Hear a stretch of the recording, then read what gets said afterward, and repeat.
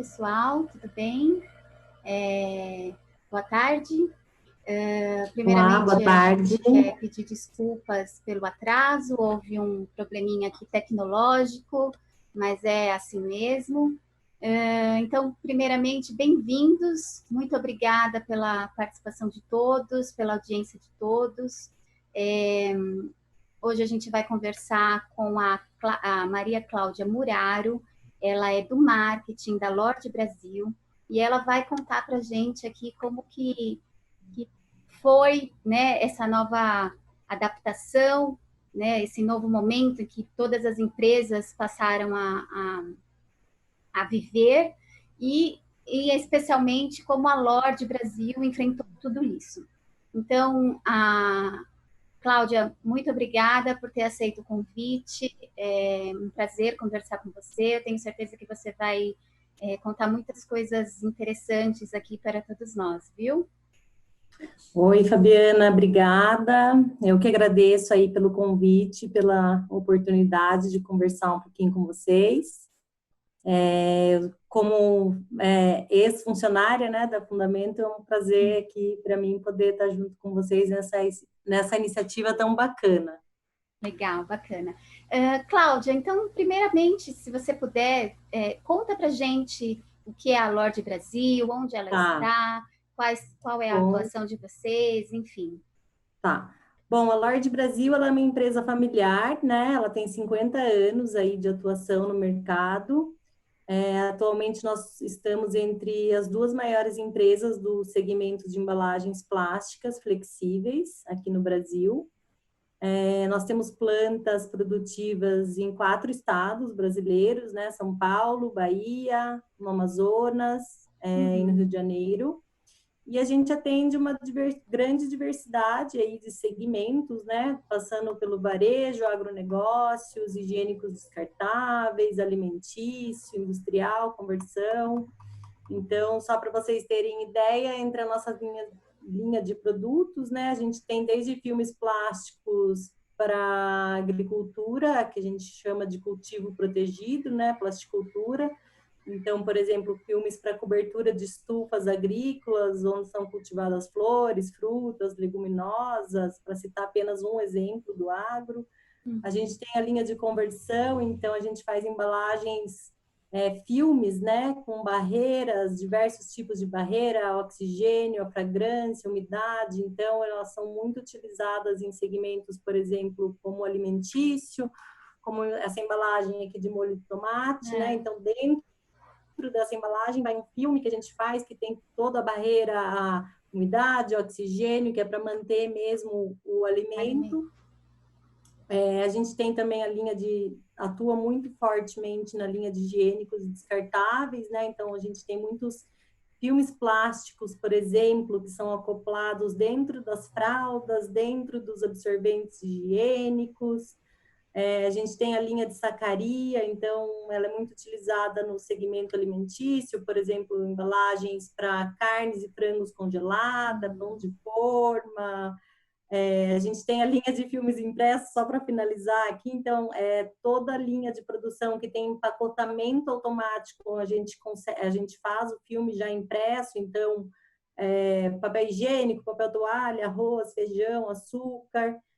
A gente tem a linha também de filmes stretch, que vão desde os filmes termoencolhíveis, que é quando você, por exemplo, que é para o segmento de bebidas, quando você compra um pack de cerveja, por exemplo, que vem aquela embalagem de plástico, ela é termoencolhível e ela tem stretch, já sai impresso lá da gente. E também temos stretch para proteção de cargas de transporte, então é uma linha bem diversa, né, que a gente atua atendendo aí uma infinidade de segmentos. Vários segmentos, exato, bacana, legal. Cláudia, o marketing de vocês é bem B2B, né? Isso. Até mesmo por causa dessa variedade de segmentos.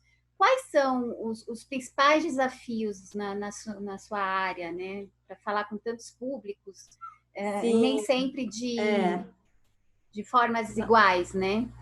Exatamente. Eu acho que assim a nossa estratégia de marketing, né, hoje ela está totalmente alinhada à nossa estratégia comercial. As áreas comerciais, elas são divididas por segmentos e linhas de atuação dentro da empresa. Então, assim que a gente faz com o marketing também, hoje a gente trabalha com 5 diferentes marcas para exatamente isso que você falou, né? Para a gente poder se comunicar com os diferentes públicos da maneira mais adequada. Eu acho que esse é o nosso principal desafio hoje, é entender a realidade de cada um deles. Então, a necessidade do meu cliente agro, que eu acabo sendo um B2B2C, porque eu falo com o produtor rural lá da ponta que compra os nossos produtos, é muito distinta de um cliente de conversão, onde demora muitas vezes para ser desenvolvida uma embalagem para ele, um filme para a embalagem dele, demora até 6 meses entre as áreas de engenharia e qualidade se conversando.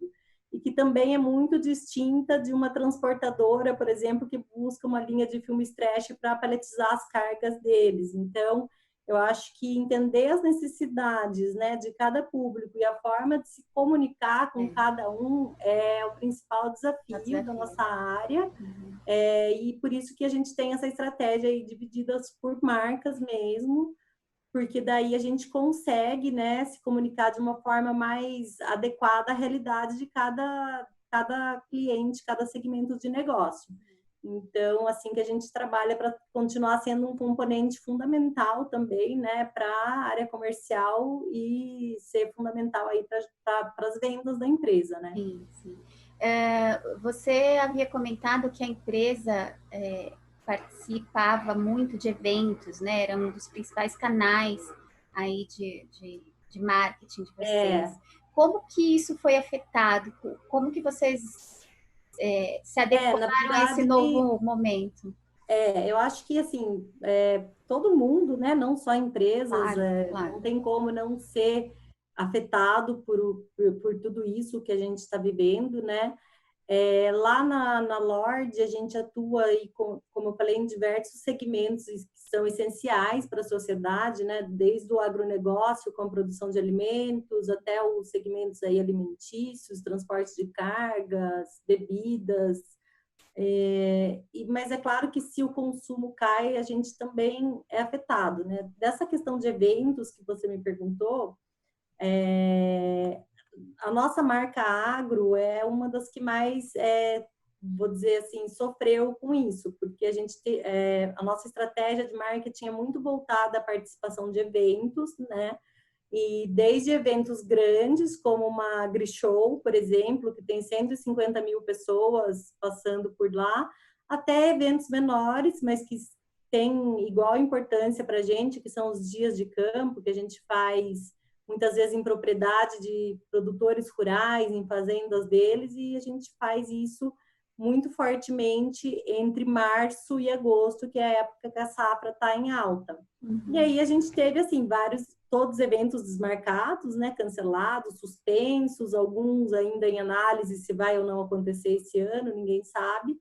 E aí a gente teve que ter uma resposta aí muito rápida para poder suprir a necessidade do marketing, de como você continua, né, vendendo, se comunicando, né? Não, claro que o evento não era a única forma, mas a gente precisou aí se adaptar e utilizar muito mais o canal digital como uma força para a gente continuar se comunicando com esse público, né? Mostrando o que a gente está fazendo. Eu acho que toda crise acaba sendo uma grande oportunidade aí de inovação, de aprendizado, e é isso que a gente está tentando fazer, não só com a marca Agro, mas com todas as outras marcas também. Um aspecto que eu queria deixar só para finalizar aqui, dessa questão, né, do plástico em si, é que esse ano seria um ano que ele seria, assim, muito afetado, as restrições do plástico estavam quase que certas já, né? Então a gente já sabe que tem uma lei em São Paulo que proíbe o canudinho plástico, a lei das sacolas plásticas também que está começando. Eu só estou pegando aqui um dado para falar para vocês. Então, assim, 2020 parecia ser um ano que as restrições ao uso de plástico elas iam começar a se consolidar. Mas, para o segmento plástico, essa pandemia, ela, assim, tudo tem um aspecto positivo. É claro que, né, não estou dizendo que a pandemia é positiva, não é isso. Mas para o segmento do plástico, ele começou a ganhar uma relevância durante a pandemia, porque a gente, não só a Lorde, mas muitas outras empresas aí, né, e não só embalagens flexíveis, mas embalagens rígidas também, quando a gente está falando de tubinho de injeção, a gente produz lá material conhecido como TNT, que é o tecido não tecido, né? Que pouca gente sabe que é feito de plástico, que são aquelas máscaras descartáveis, os aventais, a touca. E, assim, o plástico, ele é totalmente descartável, né? Ele tem um alto índice de reciclabilidade. Então, assim, onde que a gente está atuando é em fazer com que tenha uma consciência das pessoas a respeito do descarte do plástico, né? O problema não está no plástico em si, mas sim no seu correto descarte. Então, a gente vê, por exemplo, eu vi uma matéria que eu vi um monte de máscaras lá em Hong Kong que estão sendo descartadas na praia, né?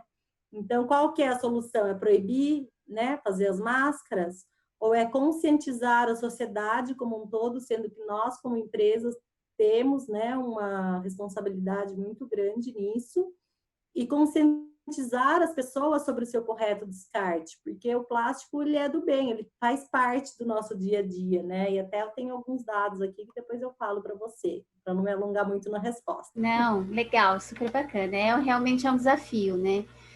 Bom, É, só fazendo um adendo aqui, o pessoal que está assistindo, podem mandar suas perguntas, tá bom? Vai colocando aqui, tem uma caixinha de perguntas aqui. Podem mandar para a gente, que daqui a pouquinho a gente vai começar a responder aí as dúvidas de vocês. tá bom. Cláudia, agora muito tem se falado no depois, né, de tudo isso, no nosso novo começo, né, Uhum. no nosso novo normal, na verdade. É, Como que você acha que vai ser? Você acha que vai ter muita mudança, que as coisas vão voltar mais ou menos como eram antes? Como vocês também, da Lorde, estão se eu acho que é assim, preparando para né, isso? Fabi? Eu, pessoalmente falando, eu espero que seja um novo normal, né? Que não seja o normal a qual a gente estava acostumado, Uhum. pessoalmente falando. Então, eu espero que a solidariedade entre as pessoas realmente seja um legado muito grande dessa pandemia e que não pare, né? Depois que tudo isso passar.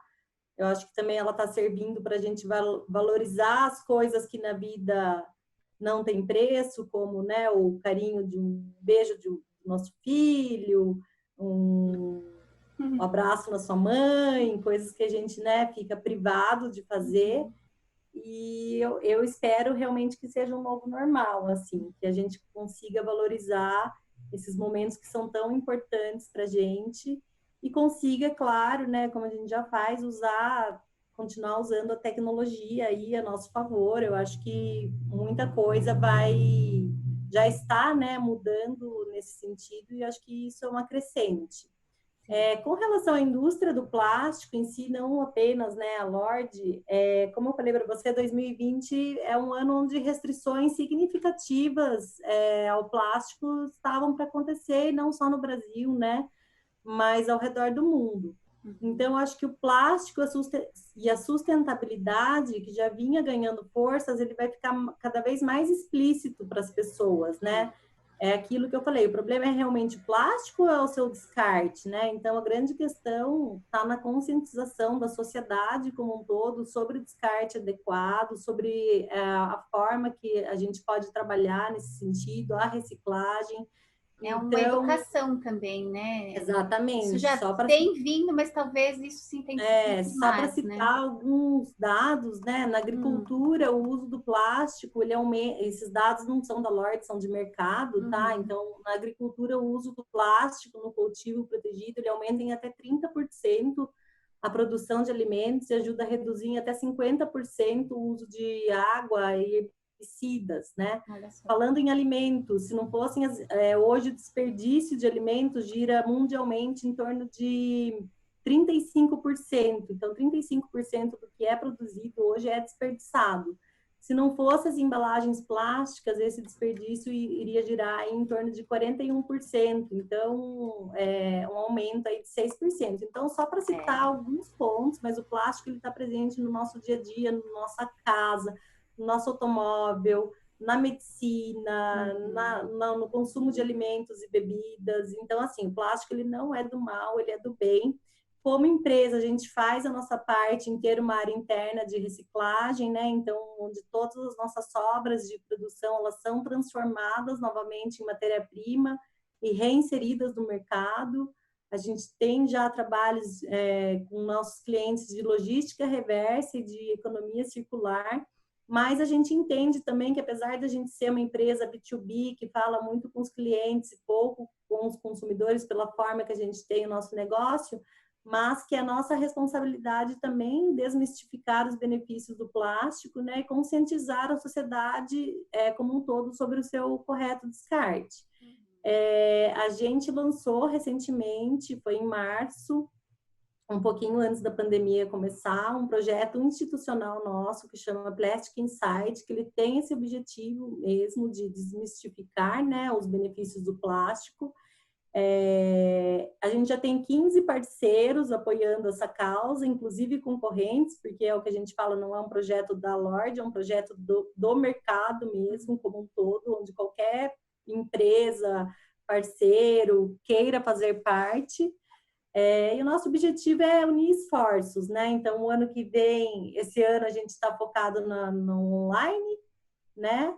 E o ano que vem a gente vai aí levar esse programa para conscientização offline, vamos dizer assim. A gente vai, se tudo der certo, né, iniciar um projeto de conscientização nas escolas a respeito do meio ambiente, inserindo plástico nisso, tendo os nossos funcionários como multiplicadores. Então, essa é alguma das iniciativas e é assim como eu vejo o nosso papel daqui para frente. Muito legal, muito legal. Plástico e sustentabilidade. A gente está começando a receber algumas perguntas aqui, a gente já tem uma.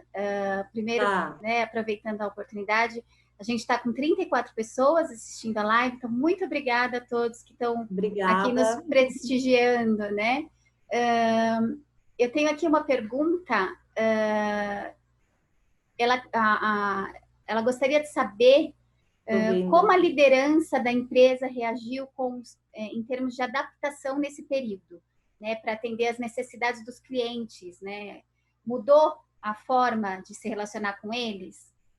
Na verdade, a gente está usando muito o digital, né, para se relacionar com os clientes. As áreas de produção nossas não pararam, e nem os nossos clientes também, porque se a gente para, acontece um desabastecimento, aí você não compra nada sem embalagem plástica hoje nos supermercados, não tem produção, muita da produção de alimento e armazenamento de alimentos no agro hoje é feito através de itens que a plasticultura é essencial.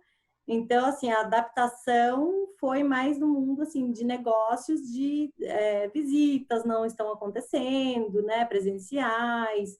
A gente tem eventos com nossos clientes a cada 2 meses, que é um evento de relacionamento mesmo, que a gente faz lá na nossa sede em Sorocaba, que a gente tem uma cervejaria artesanal, né, dentro da Lorde, que aí não tem nada a ver com plástico, mas é um projeto aí do fundador da empresa. Então a gente faz um evento de relacionamento sempre a cada 2 meses, chamando um cliente de cada segmento para participar e saber um pouquinho mais do negócio. Então, esse ano, o primeiro evento ia ser dia 20 de março, e a gente teve que desmarcar, né? E não sabe quando que a gente vai poder remarcar. Mas, assim, tudo se adapta, né? Então, a gente não está, por exemplo, podendo ver, né, clientes pessoalmente, mas as reuniões continuam acontecendo, as entregas continuam acontecendo, a produção não para 24 horas, é claro que com toda a segurança e responsabilidade, mas estamos trabalhando normalmente aí para poder atender todo o mercado. Acho que a adaptação até que foi fácil, porque todo mundo teve que, né, teve que entender e se adequar, enfim, bacana, Sim. legal. Alguém mais? Se alguém mais tiver alguma pergunta, Cláudia, se você quiser Eu vi uma enfatizar, mas pergunta aqui, ó, da Adriana, né, deixa eu falando, a ver. Lorde divulgou recentemente no seu Ah, LinkedIn uma expansão de sua base de seguidores nas redes sociais, como é trabalhar uma marca B2B nas redes sociais, em geral mais acessadas por empresas de consumo, né? E quais as estratégias que a empresa usou para esse resultado, como ela avalia se beneficia de estar nas redes.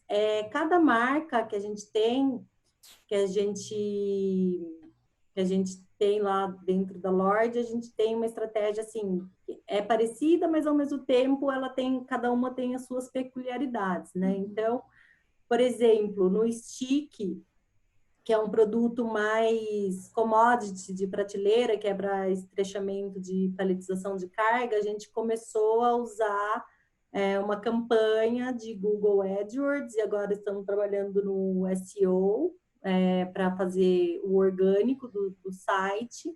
E aí a gente começou a crescer virtuosamente, inclusive, assim, vendas não online, porque ele sempre tem que, né, a empresa tem que mandar o orçamento, não dá para você comprar pelo site.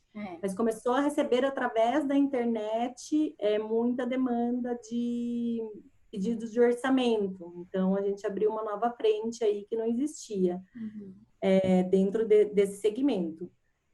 Com relação à Lorde, ela é uma marca que ela é bastante conhecida já, né? Então, ela já está há 50 anos no mercado, e quando eu falo de empresas do segmento de embalagens plásticas flexíveis, há poucos concorrentes aqui no Brasil. Então, no mercado em si, as marcas, elas já se conhecem.